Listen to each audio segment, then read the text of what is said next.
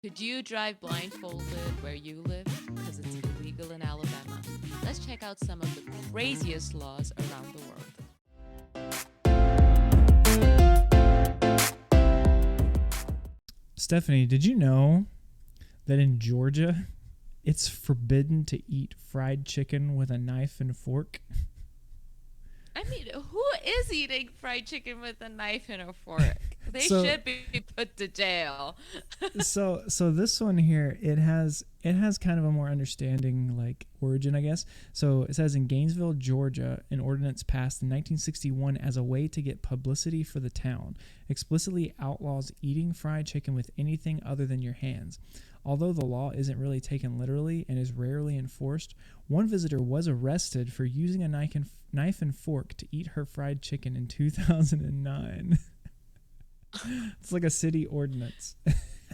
Wow. Well, I have one from the UK that you might find very suspicious since we're talking about food. It is illegal to hold a salmon suspiciously. Oh, I know this one. In front of, it's like in front of the Queen or just anywhere? In front of like Parliament House. Right. Yeah. I saw the video on this one because our boy Uba Butler did a video on all the strange UK laws and he was breaking all of them just to see what happened. How do they know you're holding a salmon suspiciously? How do you hold one suspiciously? Even That's if what I you want to know. Cradle it, kiss it. Is that suspicious? If you kiss it. I found one that I had no idea about regarding Louisiana. Okay. So, according to this Louisiana law, stealing someone else's crawfish is strictly outlawed. Law states that if the theft or amount of crawfish taken amounts to less than $500, you will not be imprisoned for more than 6 months or fined more than $500. If one was to steal more than $1,500 worth of crawfish, the offender could serve up to 10 years in prison and or pay up to $3,000 in fines. What's crazy about that is it's like anything under $500 can get you like in trouble, you know? It's not so like technically I guess if you really wanted to, they can interpret it as you stealing someone's plate at the crawfish boil, you know? It's serious business. I'll believe it. That's a good law. I like that law actually. That's great. I think nobody should be stealing other people's food. Especially crawfish. This is a different level here. Crawfish is like the ultimate food here. I don't know if you know this about Arizona. No, I don't go there very much. In Arizona, it's illegal for a donkey to sleep in a bathtub. What? In what way would you need a donkey to sleep in a bathtub anywhere? Okay. In the 1920s, a local dam broke, flooding a rancher's home. The rancher's donkey had become accustomed to sleeping in the bathtub, which filled with water and whisked him miles away. After working to rescue the animal, the town passed a law that prohibits donkeys from sleeping in bathtubs, though it's okay for them to stand in one. Oh, okay. Well, I'm glad they cleared that up, so there's no confusion among the populace. What bougie rancher is this that he has a bathtub just for his donkey? All right, Reginald, it's time to retire to your bathtub. Oh my Hey, goodness. Steph, did you know that in Nebraska, we couldn't get married? Why? It says that Nebraska laws prohibit anyone with any kind of venereal disease from marrying. I don't have a disease, you little... Well, you may not. This law is in place to protect people from unknowingly marrying someone with an STD. However, it's difficult to enforce. When obtaining a marriage license in Nebraska, you don't have to present your medical records or history, just a picture ID and proof of age. No blood test is required. So it's just like one of those things where it's illegal, but they're not enforcing it. There's no way. I mean, I think it's how like are they going to enforce it? How do you enforce that? All right. I said it's like the salmon test. Thing. Like, how are you going to be like, oh, you're suspiciously holding a salmon? It's like, well, okay. It's pretty similar, you know. They're pretty similar things in general, you know. holding a salmon and holding an STD, right? Pretty similar. Yeah. I mean, crab. You eat Crabs, a crab, you yeah. have crab. Yep. And you eat the crab you have, I guess. Technically, you could. If you wanted to. Right? How big are crabs if you go get crabs? What actually are crabs? Wait. Okay, stop. We're going down a rabbit Google. hole. We're gonna Google this real quick.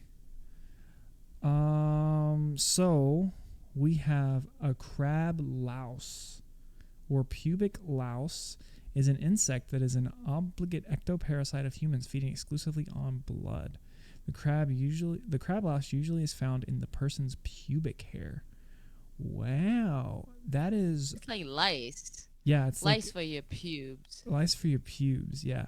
So these are horrifying, bruv. Have you ever thought about going hiking in Switzerland? No. No. It's beautiful. But you've been to Switzerland? It's illegal. No. Oh, I've seen okay. pictures. Oh, okay. But it's illegal to go hiking naked in Switzerland. Well, the Swiss kindly ask you not to hike in the nude. In fact, Swiss canton Appenzell was the first to ban the indecent act after a naked German man walked past a family. It would be the Germans. Picnicking in the Alps in 2009. So just like you with your kids, right. like maybe having a sandwich, having pie, and there's a butt naked German just walking. Papa, why is the man have the bratwurst? Where did he get the bratwurst? Adrian! Oh my god! Papa. Is that... Oh no! Oh no! Oh no! Oh man! Here is the worst law that I've seen in Tennessee. You can't share your Netflix password. But Netflix is trying to stop password sharing now. You know that, right? Apparently, Tennessee is a uber capitalist state. According to a previous article, this law was created in the hope of curbing illegal music streaming and, surprisingly, the rise of illegal movie streaming from services like Netflix. It aims to target individuals who hack into thousands of Netflix accounts to obtain their passwords and sell them in bulk.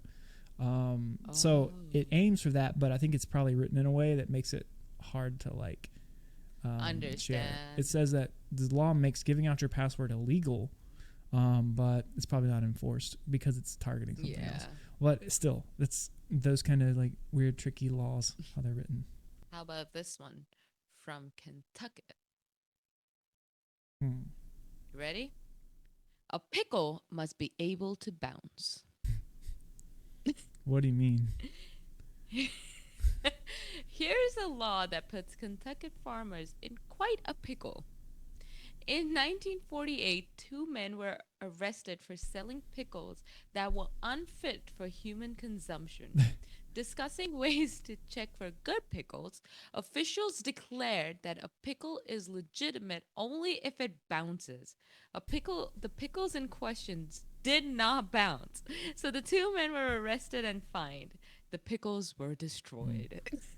Every time I test my pickles, the jar breaks, so I don't know how to... No, but so you're saying that you have to take out each pickle, throw it, and see if it bounces. Look, I will say that I've gone to Walmart and gotten a jar of pickles once, and some of those pickles in there were all wrinkly and kind of squishy.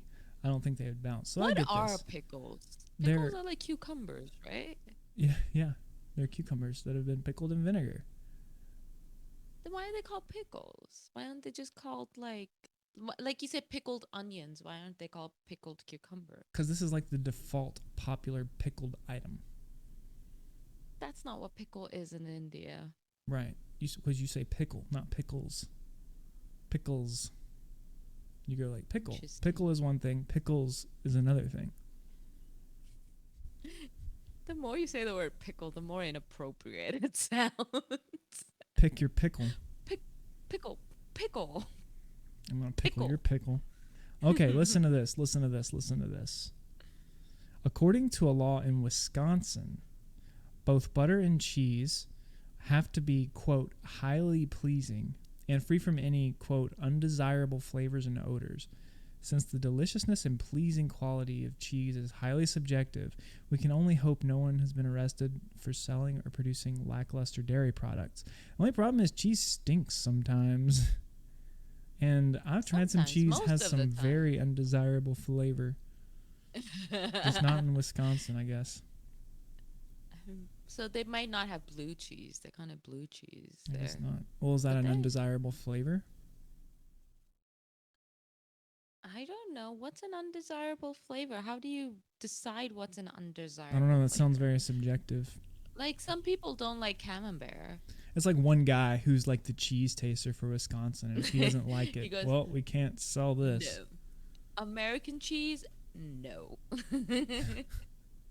I learned recently that American cheese is really just like a combination of like 5 or 6 different types of cheese. So it's not as like scary as people would think, like it's just plastic or something. If you ever decide to get a pet pig. Okay. I've had one before, but go on. Okay. Really? Okay, you need to tell me that that's story. That's a podcast talk. We'll talk about that later. Okay. So, if you ever plan on having a pet pig in France, you cannot name that pig Napoleon. Why? So the law no longer states Napoleon specifically, but instead it says that's illegal to offend the heads of state by naming your pig after them. As of 2013, it's no longer a criminal offense. Wow. Before 2013 it was, but you'd better stick with the name Wilbur if you want to avoid charges from the country's strict slander and defamation laws. Until Prime Minister Wilbur Louise ascends. Yeah, so basically it was like, you can't name it. I'm guessing a lot of people were just naming their pigs Napoleon. Yeah, well, probably after any leader that they didn't like. Yeah. Like, Monsieur Macron. This is my pig. This is my pig Adolf and his kid Hitler. Oh, whoa, got the Hitler jokes in here. We just got real edgy. All right, so we're going edgy, right? Yeah, we're going edgy, baby. Edgy. I would just name my pig like Macron or something. I wonder if someone has. No, if we had a pig, I'd name it Bacon. If I had a pig, I'd name it Mo. Never mind. We'll make that joke. Might get you arrested. I don't want to get you arrested. What was the name of your pig? My pig, his name was, what was his name? What did we name our pig? I don't even remember. It was a potbelly pig. It literally lived in our house. If we ever have a pig, we got to stop talking about our pig Bacon. Because we're going to have a podcast episode about this. No, I said I want to name it Bacon. I want to name it Bacon if we ever have a pig. My cousin had one they named Dead Meat because the whole reason they got it was to chop. So every time you talk to it, you want to be reminded that, hey, don't get attached to this thing because it's going to be in our freezer eventually. Oh my goodness, Adrian. All right. Well, that was an illegal time that we just had. I hope nobody out there goes out and breaks any laws and gets arrested. If you do, let us know in the comments. Have you been arrested for anything weird before? Let us know your criminal history down in the comments below. Or if you come across any weird, strange laws that are in place where you live, just put it down in the comments. We'd love to see the weirdest laws in your state or city. Also, Stephanie, everyone watching this video should like and subscribe. Also, share this video with someone who may be interested in these strange laws. But for now, that's all we have for today. So we'll see you later. Bye. Bye.